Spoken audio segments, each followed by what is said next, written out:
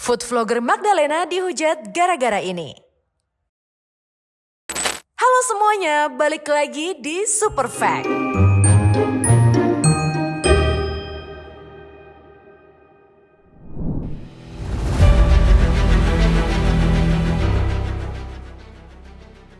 Bagi pecinta review makanan, pasti tahu dong dengan sosok Magdalena. Yes, konten kreator pemilik channel YouTube Magdalena ini merupakan salah satu food vlogger ternama di tanah air. Namun dirinya baru-baru ini mendapatkan hujatan dari warganet lantaran pernyataan kontroversialnya di sebuah podcast.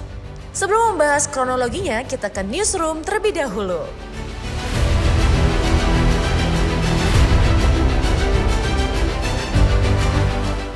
Nah Mas, dari kemarin tuh lagi rame banget nih soal Parah ya, rame influencer sekaligus vlogger makanan ya, yang dia itu katanya protes karena nggak dikasih free sama restorannya. Lebih tepatnya, Gimana tuh? Aduh, gimana ya? Sebenarnya kan hal-hal kayak gini tuh sering terjadi ya, bener Iya. nggak sih?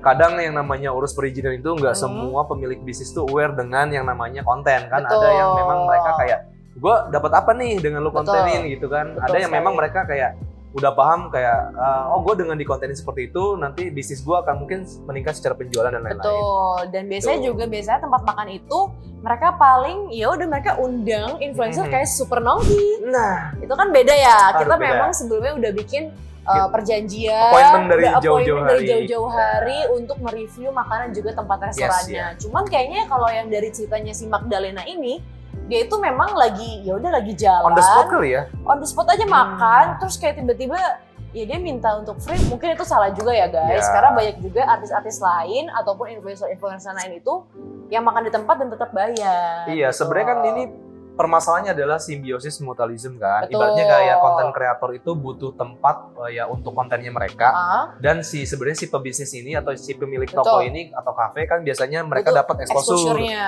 Cuman kan baik lagi, benar sih kata apa sih yang diomongin itu, Di bisnis podcast. gitu. Iya, betul. Yang namanya bisnis ya bisnis. Ibaratnya kita ke keluarga aja ya lu bayar gitu Bayar, kan. benar Yang namanya banget. bisnis tuh nggak mau rugi lah intinya kayak Betul gitu. banget. Ya mungkin salahnya adalah di Magdalena ini ngomongnya di podcast juga Iya, kali ya. itu sebenarnya Itu yang kan bikin- langsung viral ya, bener-bener. langsung jadinya membuat dia ini dihujat Ya, gitu. sama netizen itu kayak keberatan dengan ungkapannya Magdalena.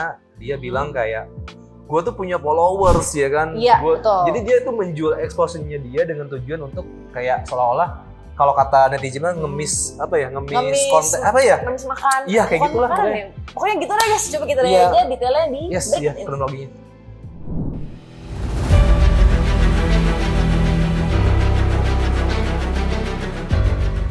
Kontroversi Magdalena berawal saat dirinya hadir sebagai narasumber di sebuah podcast.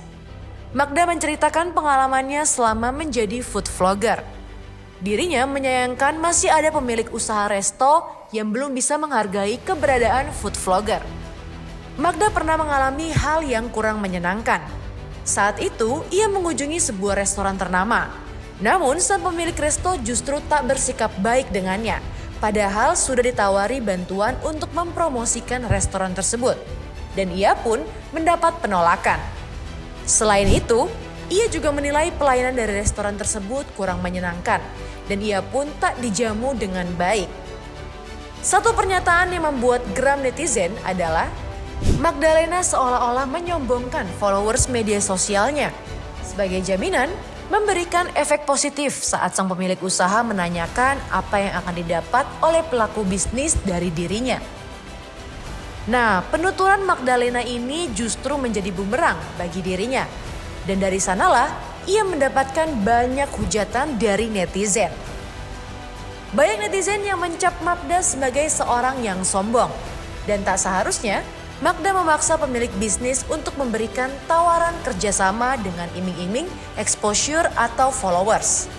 Bahkan, beberapa netizen berkomentar dengan nada pedas seperti business is business, bayar makanan pakai uang dan bukan pakai followers.